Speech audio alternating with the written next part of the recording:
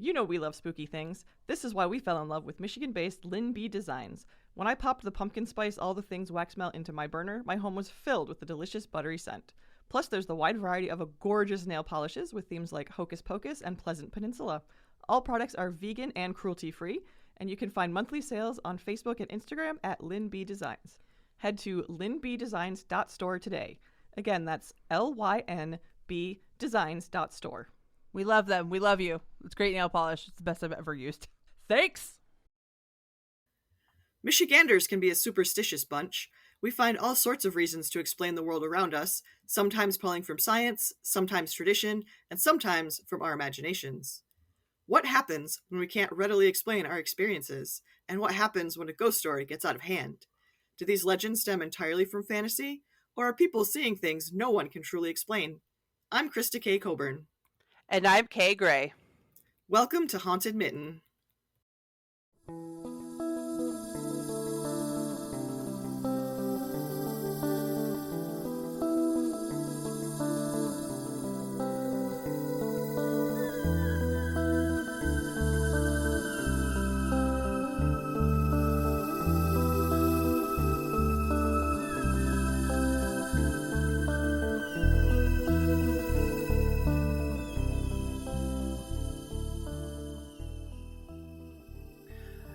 Wow, look at us finally tackling one of the most requested locations in Michigan. Took us 5 seasons, but we got here. This obviously won't be able to be done in just one part. Although the island is only a few miles across, it's overflowing with history, hauntings, and who knows what else. Its history doesn't start with the Europeans, but goes back hundreds of years before that to the indigenous peoples of North America. In fact, quote, archaeologists have excavated prehistoric fishing camps on Mackinac Island and in the surrounding areas. Fishhooks, pottery, and other artifacts establish a Native American presence at least 700 years before European exploration around AD 900, end quote. That's from Wikipedia, and that's pretty incredible. It is. This island has been around for a long time. Oh, yes. According to Andrew Blackbird's 1887 History of the Indigenous People of Michigan, the name Mackinac does not come from the more common translation, large turtle, but a different set of words entirely. This is going to be kind of long of a quote, but I think it's really important, and props to Andrew Blackbird. Quote, most every historian or analyst so-called who writes about the island of Mackinac and the straits and vicinity tells us that the definition or the meaning of the word Michilimackinac in the Ottawa and Chippewa language is large turtle, derived from the word Michilimackinac in the Chippewa language. That is, Mishi as one of the adnominals or adjectives in the Ottawa and Chippewa languages, which would signify tremendous in size. The Mackinac is the name of mud turtle, meaning therefore monstrous large turtle, as the historians would have it. But we consider this to be a clear error. Wherever those analysts or those who write about the island of Mackinac obtain their information as to the definition of the word Michilimackinac, I don't know, when our tradition is so direct and so clear with regard to the historical definition of that word, and is far from being derived from the word Michilimackinac, as the historians have told us. Our tradition says that when the island was first discovered by the Ottawas, which was some time before America was known as an existing country by the white man, there was a small independent tribe, a remnant race of Indians who occupied this island, who became confederated with the Ottawa and when the Ottawas were living in Manitoulin, formerly called Ottawa Island, which is situated north of Lake Huron. The Ottawas thought a good deal of this unfortunate race of people, as they were kind of interesting sort of people, just regular interesting people.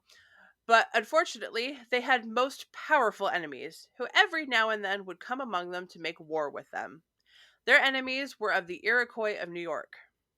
Therefore, once in the dead of winter, while the Ottawas were having a great jubilee and war dances at their island, now Manitoulin, on account of the great conquest over the Winnebagos, what became the Winnebagos Probably. of Wisconsin, of which I will speak more fully in subsequent chapters. during which time the Senecas of New York of the Iroquois family of Indians came upon the remnant race and fought them and almost entirely annihilated them.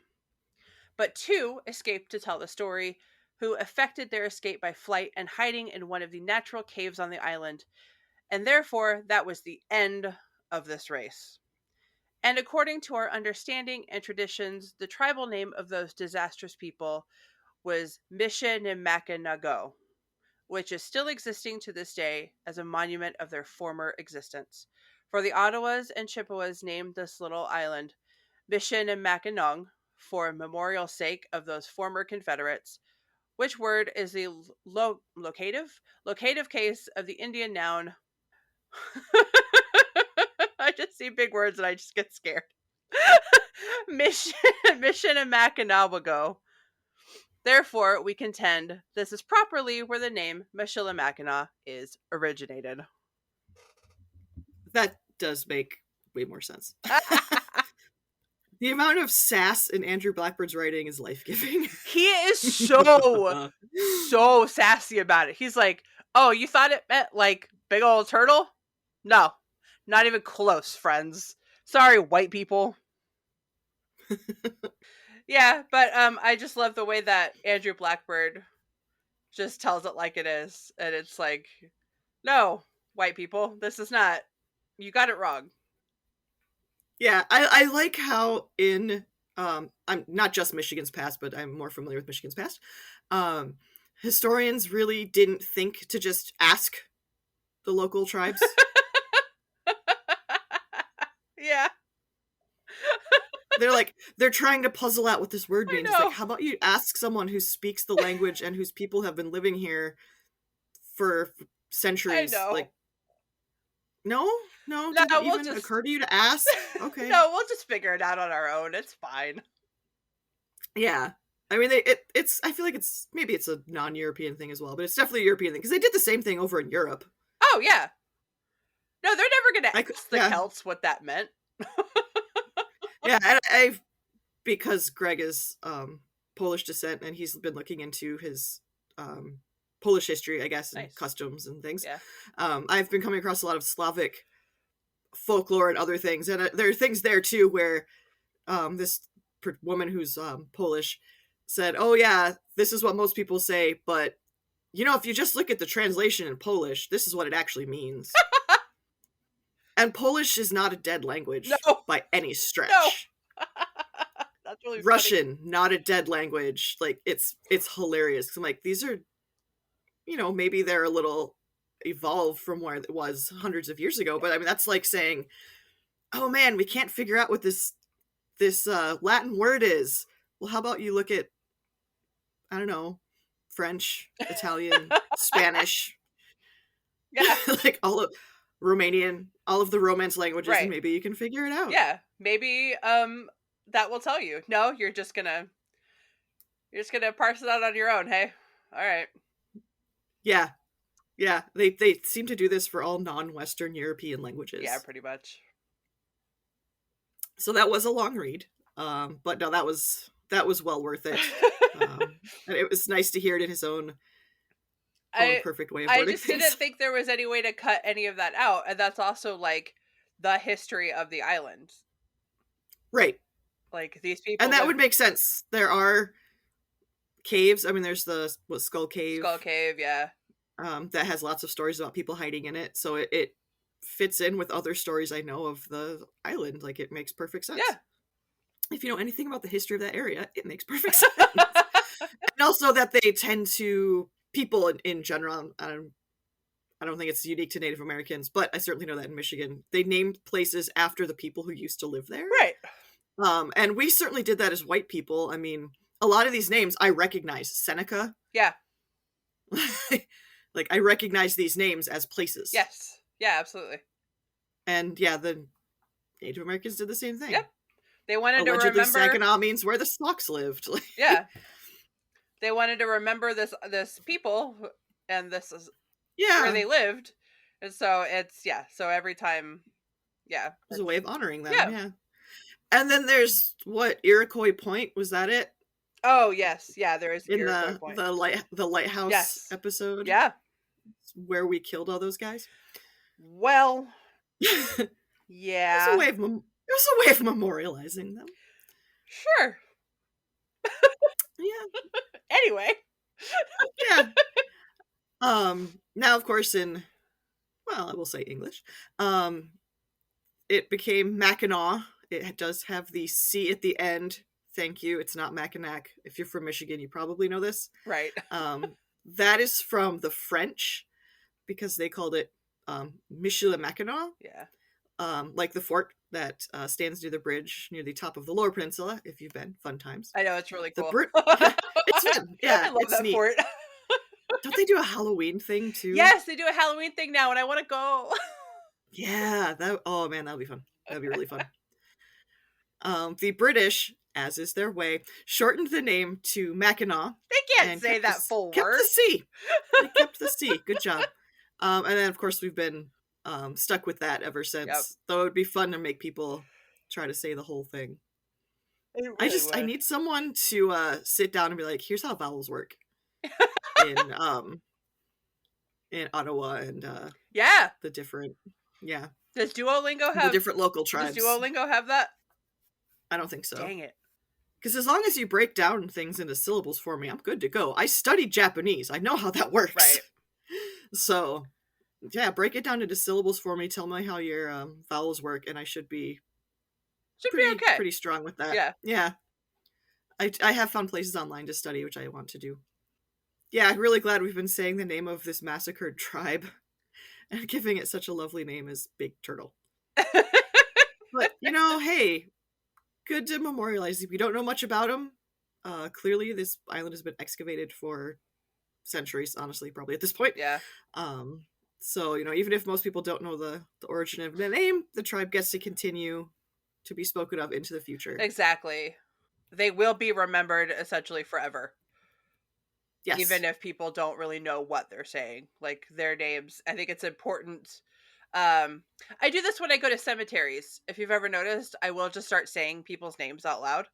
I think it's really important to give those people, give those memories a voice, whether or not I knew them personally. Mm-hmm. So I think that's just super important to. And that's why we record these things, I think, as humans. Yeah. Before we had writing, or before writing was very prevalent, we would repeat the names. Yeah. I mean, like, a lot of the areas in Italy are named after the very ancient tribes who lived there. Yeah. Like Tuscany.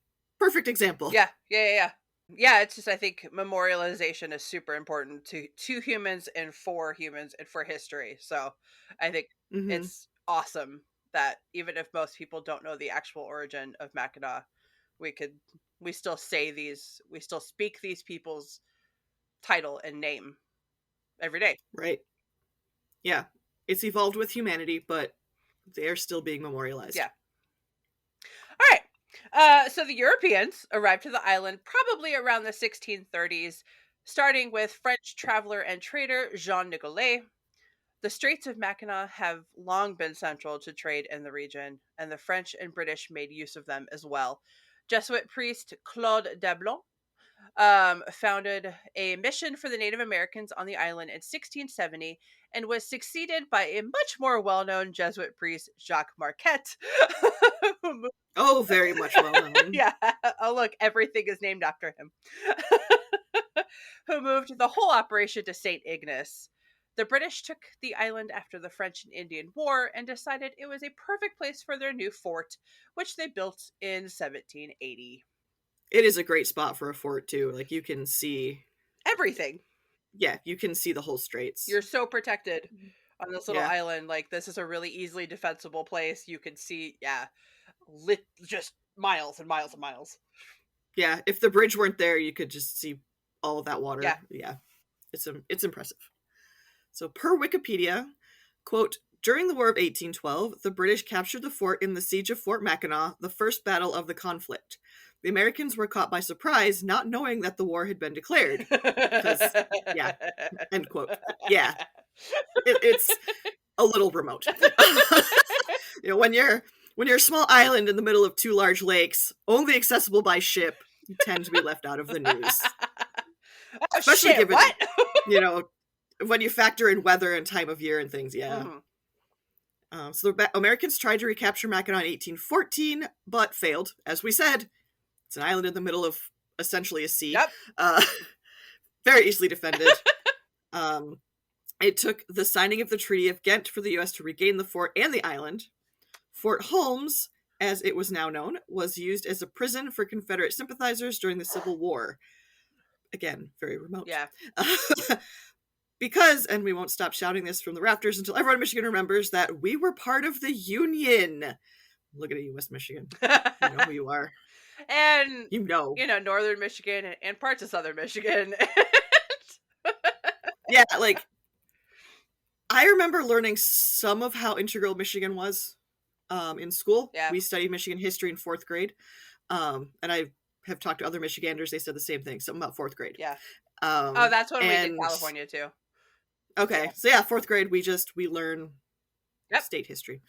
But the things I've learned since then is just like, no man, like, we basically won this war for the Union.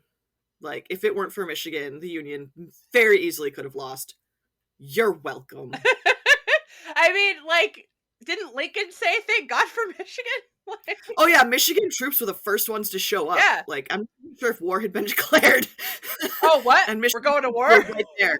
And Lincoln was like, oh, thank God for Michigan. Yeah. Because we were ready and raring to go. Yeah. Michigan was the birthplace of the Republican Party. Don't listen to what they say now. It was Michigan. Yep.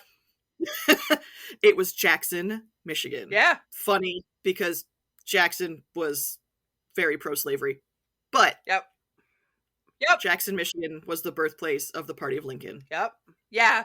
For anybody who doesn't know history, there was a period in time, not that long ago, when Republicans and Democrats switched platforms. So when we talk about Republicans, when we talk about being a Republican back in the day, that was the sane side. Yeah. I mean, they've kept the spirit of some of their original platforms, but not really. But I mean, honestly, Jackson founded the Democratic Party. Yeah. The world has changed a bit since then. A little bit. Just a little bit. But not bit. enough. Same with the Republican Party. Yeah. Obviously, the Republican Party was founded just prior to the Civil War, Right. so things have changed a lot since then. And yet, not enough. Weirdly, yeah. All right. Anyway, after the Civil War, the island became much more of a tourist destination and vacation spot. It's gorgeous. Of course it did. Oh, yeah. Oh, yeah. In fact, Mackinac National Park was the second national park ever designated. Yeah, it was. Yeah. Motor vehicles were banned at the end of the 19th century after residents complained of health and safety concerns and that they were spooking the horses. This ban remains in effect, minus the island having safety vehicles and snowmobiles, for safety reasons, obviously. And it gives the whole place a very quaint and historic feeling. I really like traveling around by walking and biking. It's not a huge island. It's super walkable. Or you could take a carriage. Like, it's not big. Biking was perfect. Yeah, I biked whatever the highway is that goes around the periphery. I biked that, I was in college. I was in my prime. Yeah. Well, we did it when we went. Did we? Yeah. I mean, I could probably do it now on a bike. We just have to take our time, which is fine. It's gorgeous. I know. Why would you hurry? Bring along some water, bring along some food. Good times. Have a picnic in front of Skull Rock, whatever.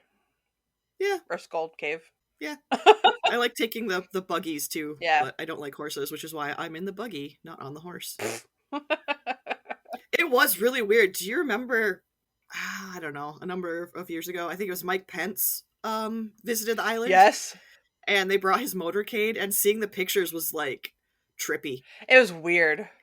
It was so bizarre. Like, this is a car. This is not supposed to be here. This is not a car island. Yeah. Yeah. And I understand their concerns, but it was still super annoying. Also, because he was from Indiana. Oh yeah. If he'd been from a state that wasn't Indiana or Ohio, it might have been less irritating. No, it was Pence, so it's fucking terrible no matter which way you look at it. Yeah, I mean, I would have felt the same about if anyone had been like, no, we have to have this motorcade. Even if you were a Democrat, it'd be like, oh man, come on. Come on! You could have figured something out. Get some armored horse-pulled carriages. That'd be pretty cool, That'd be actually. awesome. I feel like presidents have been there before and haven't had motorcades, Yeah, probably. but I couldn't tell you who. I mean, our governor has the summer mansion is there. Yeah. But yeah, those pictures are just like, they still like weird me out. Oh yeah. Like, No, it's yeah. These don't belong. It wasn't like a single car, like it was the Yeah. motorcade. Everybody. The whole thing. Like, how did they even get on the island? I don't know. How did you even get there? Yeah, enough of my Anyway, reminiscing, I guess. We can cut some of that. It's Well, fine. it's fine.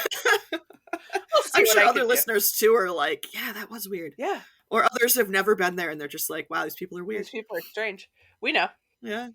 Anyway, yes, because we have a lot of talk. we do have a lot. A lot of places to talk about here on this island. As small as it is, we've already covered it. There's a long history. Yeah.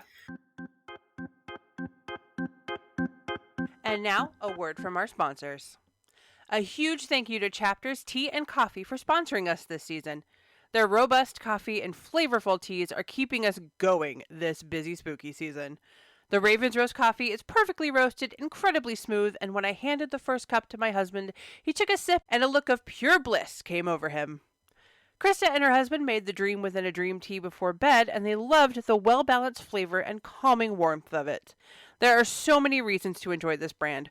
Chapters is local to Southeast Michigan. You can get all of their blends from drinkchapters.com.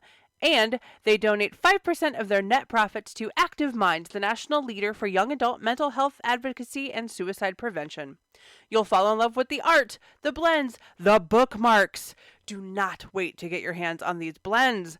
Make the cold months warm and comfortable with Chapters, tea, and books. Again, that is drinkchapters.com. Thank you for sponsoring this season of Haunted Mitten. So there's no way we're getting them all today, but we can at least get the ball rolling. Each location on the island is unique and has its own historical significance to Mackinac, and the first of those locations is Post Cemetery.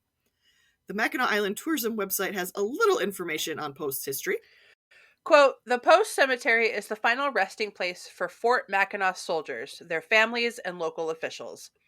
Although the origin of the cemetery is lost in history, local lore suggests that both American and British War of 12 soldiers are buried there.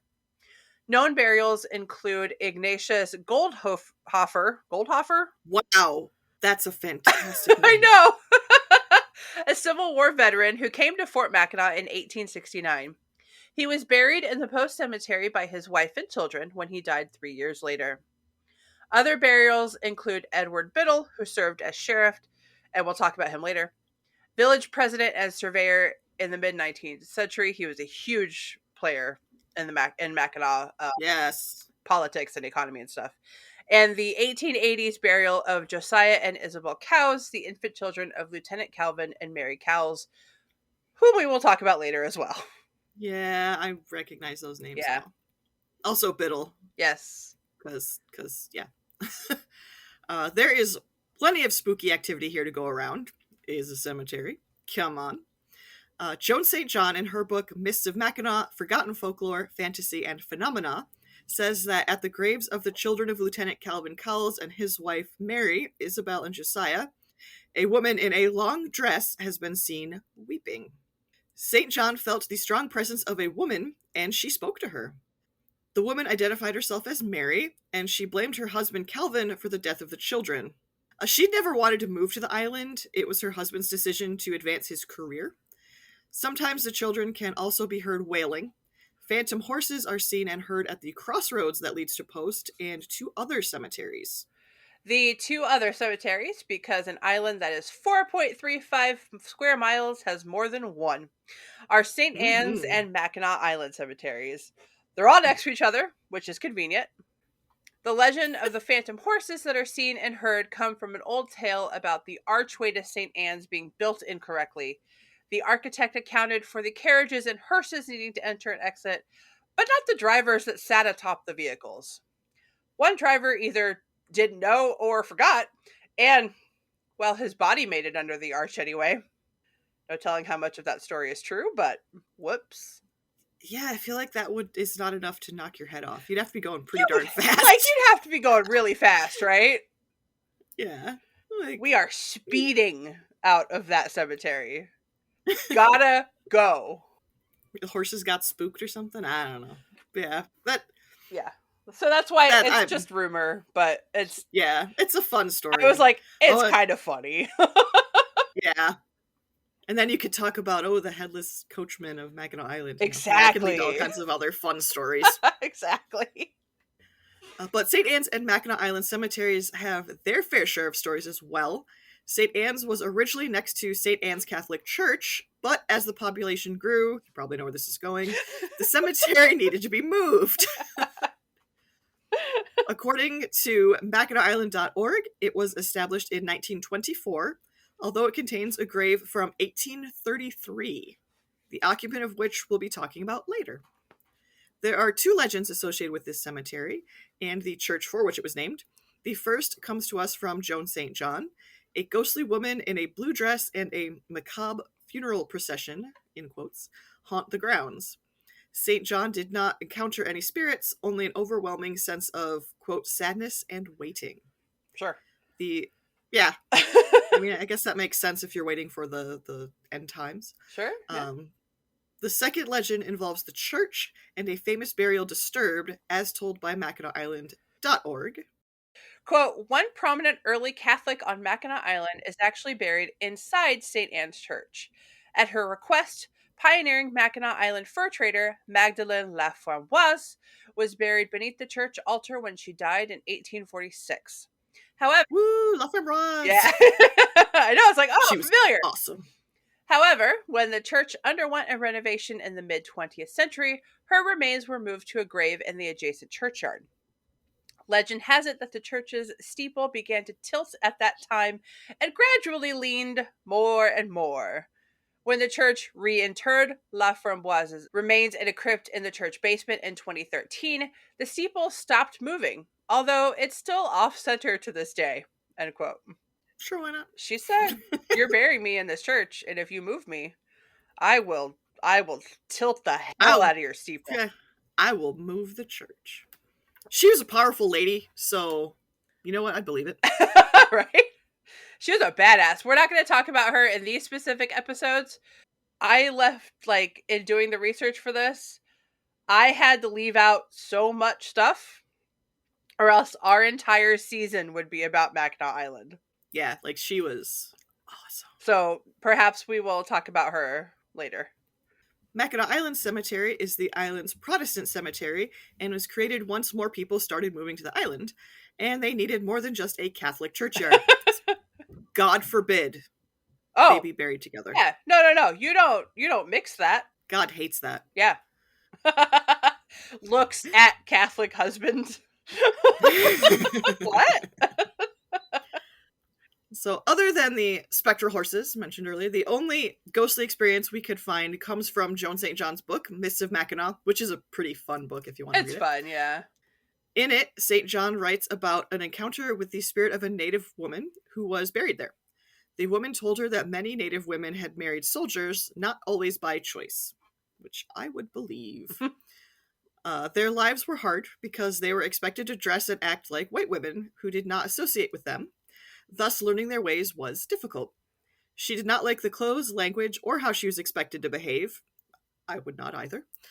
When St. John asked her why she didn't go into the light, the woman answered that it was because she'd learned that in heaven she would be with her husband for eternity, and she didn't want that. She preferred to stay on the island without him. St. John, quote, saw her join 6 other spirit women walking toward the woods, end quote. Oh my god. I'm with her though. Like, Oh, yeah. Oh, I was forced sure. to marry this guy. I had to pretend to be white, but the white people still didn't like me even when I pretended to be that. So no, I'm not going to quote unquote heaven because it sounds more like hell. Yeah, it sounds awful. Yeah. Yeah. All right. I'd rather stay with my friends on this beautiful island, thanks. Right. It's an interesting story. It gives you some things to consider. Yeah. But whether or not that's true, no idea. I don't know. I've never spoken to St. John, but she seems cool. I actually might have met her at Crazy Wisdom. because we used to have local Michigan authors Oh speak around yeah. Halloween, and I believe she was one who came out. That's awesome. I want to talk to her. So yeah, I think I did meet her. Actually, it might have been when Miss of Mackinac. I remember we had her book and we had signed copies of it. Yeah. Dude, that's cool. Well, Joan, we would love to talk. Yeah, because I don't think she lives too far away from us. I'm not sure, but Cool. yeah, I've read a number of her adventures, and she sounds like a really interesting person to sit down and talk to. I know. I would love to. That sounds great. All right. Well, whew. All that, we have barely begun. Yeah. We're like about half an hour into I this. know. Not even. A lot of it is just us chatting. We'll visit a few more places tonight. Don't worry. The island may be small, but its ghost population outnumbers its living by far. Oh, yes. I'm fairly certain you can't walk down the street without encountering some kind of apparition. Based on the stories, yeah. Like, and it's just such a unique space. Yeah. It kind of lends itself to stories. Oh, yeah. Experiences. Definitely. Our next stop just might be the oldest building on the island, according to the historic plaque outside of it. It states that the home may have been standing since 1780, which would be an incredible feat for a small island in the middle of some tough straits. Oh yeah, it's some of the most deadly. It's like, if not the most deadly seaway in the world. Yeah, is the Straits of Mackinac. Are the Straits of Mackinac? Yeah, and imagining one little building surviving all of that weather is impressive, to say the least. Yeah. The Biddle House Mackinac Island Native American Museum is so named for Edward Biddle, a fur trader who occupied and refitted the home in about 1822 to serve as both home for his family and a fur trader, where he sold the pelts from the native wildlife from the area. Wikipedia has this to say about him. Quote, Edward Biddle's success in the fur trade was associated with two significant factors. His marriage to Agatha Biddle, a leading member of the Ottawa Nation who possessed an extensive regional kinship network, and his close ties with the then-dominant American Fur Company, AFC. Most furs bought or sold by Edward and Agatha Biddle would also have passed through the hands of the AFC at some point. The Biddles bought the house outright in 1832. End quote. And as an aside, Mackinac Island was actually incredibly diverse, and interracial marriages between the indigenous people and Europeans happen often. Yep. Yeah, you have a very small community, so. Right. Yeah. And the fur trade was long established by the French. Yeah. And the coureur de bois did not bring women with them. Nope. So, yeah, very diverse area. Yeah. Whether forcibly or not. Let me say. Yeah, and I mean, you can kind of say the same thing about other parts of the world back then, too. Oh, yeah. Have not always been treated kindly in the marriage market. Yeah, to say the least, yeah. Hence the word market. Yep. So now the house serves as a museum depicting the 1820s when the Biddle family would have lived and worked there. Staff in costume lead tours of the house, the native artwork and artifacts displayed in the home, and give tourists a sense of what life was like on Mackinac Island back in the day. So, hard. Yeah, it was pretty rough. But after hours, when the employees have gone, it seems the Biddles or someone or something else still occupies the house. Todd Clements, who owns the tour company Haunts of Mackinac, which I believe is the tour that we took. Okay, I thought so. I also took later with my husband. Yeah, I thought so. He has plenty to say about this island. And at the Biddle house, a child has been seen in the upstairs windows well after everyone should be out of the building. Mary, his youngest, is actually one of, if not the most famous graves on the island. Mary has the unfortunate honor of having the oldest grave on the island. Yeah. She really did die at 8, but the legend behind her isn't exactly true, although we don't know how she met her end. Very sad. Yeah. The legend states she fell through the ice of Lake Michigan, and as a result, her father Edward lined old Christmas trees from the island to the shore of St. Ignace as a way for folks to get to and from safely in winter. There are trees making a path during winter, as evidenced by various YouTube videos, but if Mary's death was the origin, we don't know. Yeah. But, like, there really is a path in winter for snowmobiles. That's just lined with people's old Christmas trees, which is awesome. Yeah. I would still be, like, terrified to make that trip because the straits are very deadly. Yeah. But it look up pictures, YouTube videos, you can see all the Christmas trees lining the Yeah, it's path, pretty cool. so Yeah. you don't get lost. Right. It's a great reuse of Christmas trees, yeah. Yeah, for Because sure. you don't want to go out there without a path because you're gonna get lost. You're gonna get lost. Yeah. And then you're gonna become the new legend Uh-huh. of Mackinac. Yeah. Oh, yeah. So, however, people still leave trinkets at her grave, which is in St. John's Cemetery. And who knows? The child still hanging around the Biddle house may be Mary. Joan St. John claims that voices can be heard inside the house after hours, as well as footsteps, and occasionally the apparition of a person can be seen walking just outside the home. Okay, one more stop tonight before we wrap up. The Rifle Range Trail is a long expanse of treeless area on the island where, beginning in the 1880s, soldiers from the fort would practice their marksmanship. Prior to the 1880s, soldiers weren't required to practice marksmanship, but according to historians from Fort Mackinac, after several defeats out west in the later 1800s, shooting training developed and became standard in the military. So a large space on the island was deforested, and a range was made for the soldiers stationed there to practice. I just love how they're like, wow, we're getting our asses handed to us. Maybe we should actually, like, train our soldiers how to do things. Yeah, maybe we should practice. Huh. All right. Our military was not the most well-trained in the past. I just love that nobody thought to, like, practice their shooting. That's fine. We'll be fine. They were hunters, right? They were fine. Yeah. Oh, wait, this is completely different. Oh, okay. Things have changed a lot since World War I, okay? Jennifer Billick, in her book Ghosts of Michigan's Upper Peninsula, says that Private James Brown was hanged there for murder of Corporal Hugh Flynn. The two had argued in the fort's mess hall, and Brown pulled out a gun and shot Flynn. Brown's ghost has been seen along the trail. People also report being tripped and having an invisible force step on the heels of their shoes. Others have reported having their hair pulled and being pushed. Some also say you could feel the whizzing of invisible bullets fly by. Yeah, that's the one I read all the time, Yeah. is the invisible bullets. Yeah. I felt nothing when I was there, just for the record. I tried. Did not feel any whizzing bullets. Oh. Oh. Yeah. I'm not too upset by that, but don't really want to be by bullets invisible or otherwise. I mean, yeah, but still. WFMK reports that, quote, others say they've been followed by an odd shadow and the apparition of a man dressed in a Revolutionary War uniform in full figure, end quote. Odd, because none of the Revolutionary War was fought there? Yeah. Yeah. Boundaries were a lot different back then. Yeah, but still. Who knows? I was like, wait, Who what? knows? Why would it? Okay. Yeah, yep. That's fine. Several articles, including from MLive, repeat the story of Brown and Flynn. Yep, I hear that a lot too. Yeah. It seems to have been confirmed by historians. I was on the subreddit Ask Historians, which is usually actually pretty legit, but I do have to just state I was on Reddit.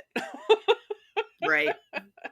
Yeah, it may have been one of the cases cited in order to help abolish the death penalty in the 1840s. Because Michigan was very anti-death penalty. Yeah. There are a lot of cases that say, oh, this is, the last case or the last whatever. Like, yeah, Michigan was very... And I've learned even more about it when we were at the Jackson prison, the old prison. So yeah, that'll probably come up in a future episode.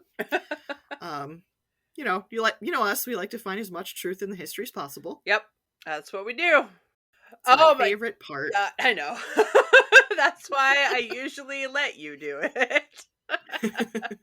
But oh my god, we need to go back to Mackinac. Yeah, I miss it. And they've added so much. Like when I was there with Greg, like a decade ago, I don't remember. They had the butterfly exhibit, which was really cool. Oh yeah. Like the butterfly house. Yeah. There's so much more there than there ever was when I was growing up. Yeah. It's really cool. Yeah, even if I do remember that bicycle ride totally messing up my back the next day. Yeah, I mean it's pretty intense. Well, and I hadn't ridden a bike in like a decade before that, and since then I haven't ridden a bike. So, but I remember our ghost tour being great. The guy who was terrified of bats was hilarious. Yes, and he wore a cape. It was wonderful. He'd be in the middle of telling a story and then just go, ah! And like run away flapping his cape because he thought he saw a bat or whatever. Yeah. Or did see a bat. There are lots of bats there. Yeah, it's like, well, yeah, makes sense. there's a whole bunch of bats there, it being, land. So. Yeah, and not greatly populated. Yeah. So maybe next year, maybe we can make a whole trip out of it. That'd be so nice. That would be amazing. That'd be so great place fun. to stay is Clohan, which is where we stayed. That's and where then we Greg stayed. and I also stayed there. Yeah. I recommend it because one, it's just a great little house. Yeah. The rooms are beautiful and historical and Yes. everything. But not only do you get breakfast, it's a bed and breakfast. Yeah. You get afternoon tea. Yeah. Highly recommend. Yeah. It was so good. Yeah, I loved that little house. It was nice. They even let us come back because we checked out and they held our luggage for us Oh, until good. the ferry. It was time for the ferry. Yeah. And we still were able to come back for afternoon tea even though we had checked out. Oh, that's lovely. Oh, that's Yeah, nice. they're wonderful. Highly recommend Clohan. Nice. All right, well, we will continue more Mackinac in part 2. Less history, way more spirits. So, if you got kind of bored, we'll be Hopefully you didn't. Hopefully you didn't. It's the history of Mackinac Island is a pretty wild ride too. It is. I didn't even include all of it because I was like, okay, so part 1 is just history. We can't do that. So No. But yeah. But yeah, if you haven't been, check it out. It's a very unique place. It's totally unique. There's not another place even remotely like it. No. Strange Escapes, which is run by Amy Bruni and I think Adam Berry of Kindred Spirits fame, previously Ghost Hunters fame. They do a couple, it's called Strange Escapes. They do a couple, essentially like paranormal weekends at different places across the US every year. Nice. This fall, they had their Mackinac Island one. And I wanted to go so bad. Oh my God. It is like, it's like 3 or 4 days. It's almost all inclusive. I think like you get a lot of lectures. The Newkirks go to a lot of them and do a lot of lectures, a lot of demonstrations, ghost investigations. There's always like a dress up party.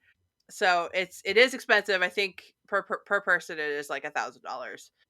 But I'm going to go one day. I want to go so bad.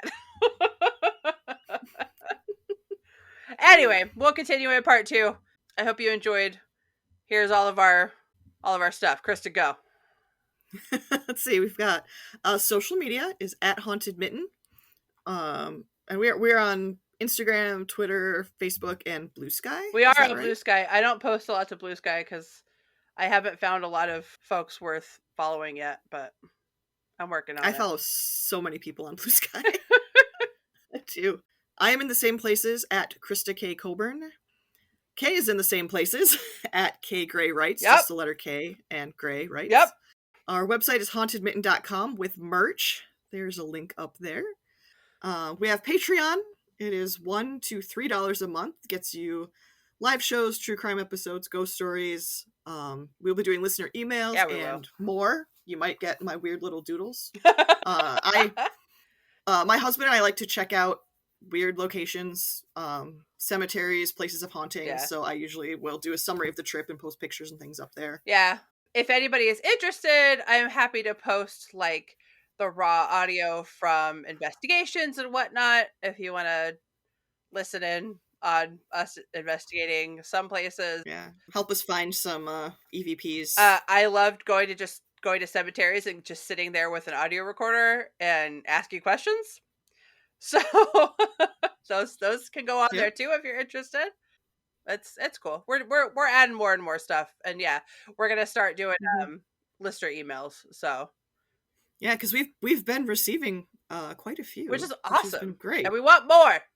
Yeah. Share your experiences, whether it's a place we've talked about or not. Yeah, because maybe we'll talk about it later. Yeah.